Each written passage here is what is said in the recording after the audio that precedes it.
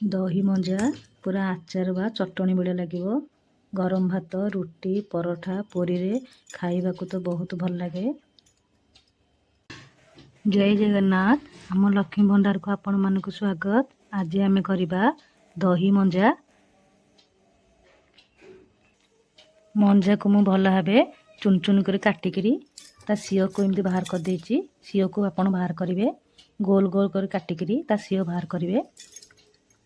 गुंड कर देछि पूरा ताको लूण रे मु गोळेकी रखिछि। एबे ताको भल भाव चुपुड़ीबा ता पानी बाहर कर दबा। लूण टिके पकेकी मंजार रखिले कोन होबो ना मंजार सब पानी बाहर करिवो। एबे ताको भल भाव धरके एमती चुपुड़ी दबा। देखंतु लूण पके देले एमती पानी सब बाहर पड़िवो। सब बेले मंजा को धोईकी काटिबे। काटिके आ धोइबेनी चुपुड़ी के ताको पानी बाहर कर दवा सब मंजारू।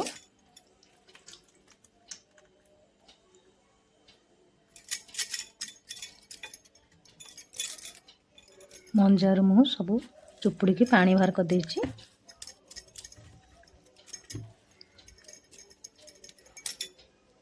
एबे गोटे कढ़ई नबा सेथिरा में घी दबा खाइबा घी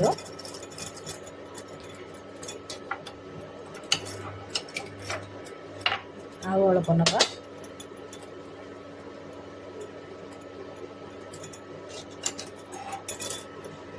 घी आमर ताती गलानी। एबे आमे जीरा दे दबा। जीरा भल भाव आमर भाजी गलानी। देखो एबे चुपुड़ी की रखिथिली मंजा को मु दे देबी।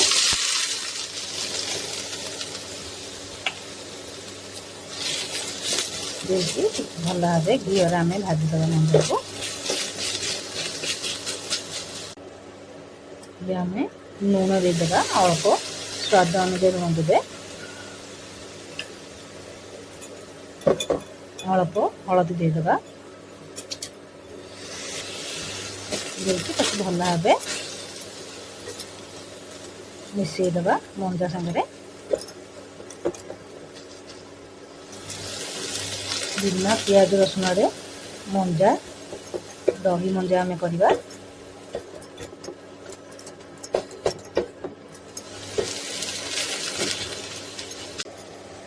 मंजा को एबे घोड़े दबा 2 मिनट घोड़े की छाड़ दबा।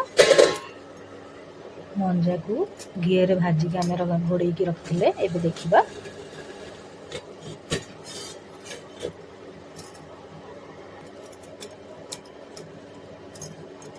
हमें घोड़े देथिले ना लूण पकेकी हलदी पकेकी मंजार भी पानी बाहर। देखंतु लूण पकेला माने मंजार पानी बाहरिबो।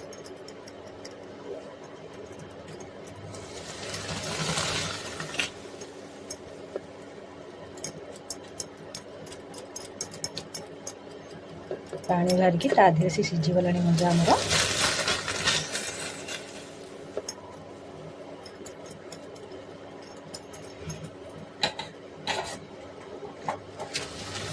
आउ 2 मिनट घोड़े की छाड़ दबा।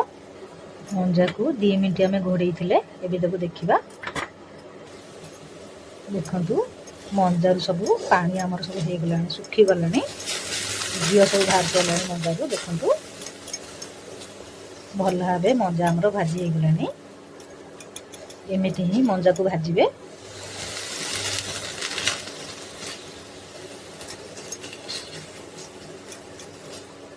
एबे जाल को बंद कर दबा। एबे आको ठंडा कर दबा टिके। एबे गोटे कढ़ई नबा सेथिरा हमें जीरा आउ गोलमरिच भाजीबा। जीरा आउ गोलमरिच भजा हमर हे गलानी। एबे गोटे जाल काट दबा। जीरा गोलमरिच को मु भल भाव छेचिकी गुंड कर देछि। एबे गोटे जगह को काट दबा। एबे गोटे जगह नबा सेथिरे दही मु नेछि। दही दे दबा। खट्टा दही नेबेनी फ्रेश दही नेबे। सेथिरे बीट लूण दे दबा। देकी ताको भल भाव गोळेई दबा। कहीं मंजार आमे लूण देइथिले लूण देकी भाजी थिले। ଦହିରେ ସେଥିପାଇଁକା ମୁଁ ବିଟ୍ ଲୁଣ ଦେଇଛି। ଦେଇକି ତାକୁ ଭଲ ଭାବେ ଫେଣ୍ଟି ଦେବା।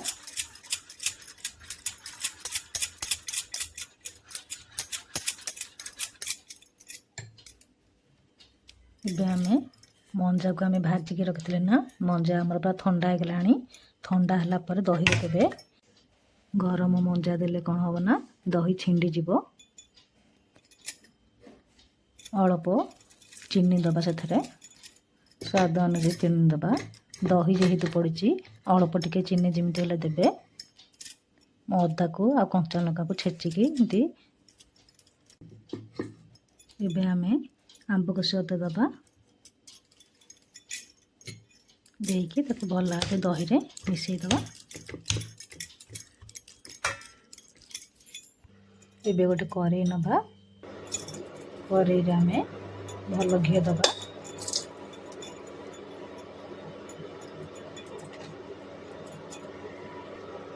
ମୁଁ ବିନା ପିଆଜ ରସୁଣରେ କରୁଛି ନା, ମୁଁ ସେଇଥିପାଇଁ ଘିଅ ଦେଇଛି। ଆପଣ ଚାହିଁଲେ ପିଆଜ ରସୁଣ ଯେତେବେଳେ କରିବେ ରିଫାଇନ୍ ତେଲ ବା ସୋରିଷ ତେଲ ଦେଇକି କରିପାରିବେ। ଏବେ ଘିଅ ତାତିଗଲାଣି, ସେଥିରେ ଆମେ ପଞ୍ଚ ଫୁଟଣ ଦେଇଦେବା।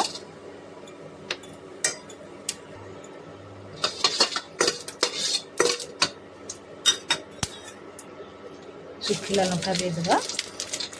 ଶୁଖିଲା ଲଙ୍କା ଆମର ହେଇଗଲାଣି। ଏବେ ଆମେ ଭୃଷଙ୍ଗ ପତ୍ର ଦେଇଦେବା। ଏବେ ଆମେ ହେଙ୍ଗୁ ଟିକେ ଦେବା।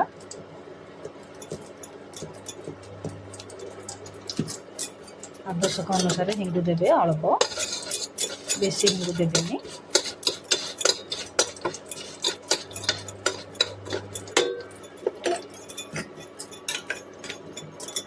ମୁଁ ମଞ୍ଜାକୁ ଭଲ ଭାବେ ଦହିରେ ଗୋଳିକି ରଖିଛି। ଏବେ ସାଙ୍ଗେ ସାଙ୍ଗେ ଆମେ ଯେଉଁ ଫୁଟଣ କରିଥିଲେ ନା, ସେଇଟା ଦେଇଦେବା। ହେଙ୍ଗୁ ଛୁଙ୍କ ଦିଆଯାଇଛି ନା, ସାଙ୍ଗେ ସାଙ୍ଗେ ଆମେ ହେଙ୍ଗୁ ଛୁଙ୍କ ଦେଇକି ତାକୁ ସାଙ୍ଗେ ସାଙ୍ଗେ ମଞ୍ଜା ଆଉ ଦହିରେ ପକାଇଦେବା। ତାକୁ ଭଲ ଭାବେ ମିଶାଇ ଦେବା।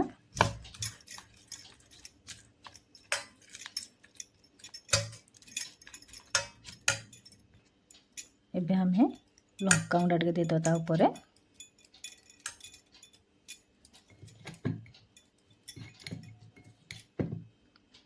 ଜିରା ଆଉ ଗୋଲମରିଚକୁ ମୁଁ ଛେଚିକି ରଖିଥିଲି, ତାପରେ ଦେଇଦେବା।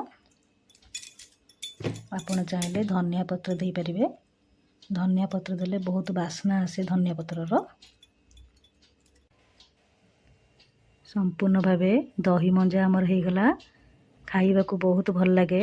ଉପାସ ଦିନମାନଙ୍କରେ ରୁଟି, ଭାତ, ପରଠା, ପୁରୀରେ ଲଗେଇ ଖାଇପାରିବେ। ପୁରା ଆଚାର ବା ଚଟଣି ଭଳିଆ ଲାଗିବ। ଦହି ମଞ୍ଜା ଗୋଟେ ଥର ଘରେ କରି ଖାଆନ୍ତୁ। ଦହି ମଞ୍ଜା ଯଦି ମୋର ଭଲ ଲାଗୁଛି ନା, ମୋତେ ଲାଇକ୍ କରିବେ, କମେଣ୍ଟ କରିବେ, ମୋ ଚ୍ୟାନେଲକୁ ସବସ୍କ୍ରାଇବ୍ କରିଦେବେ। Thank you.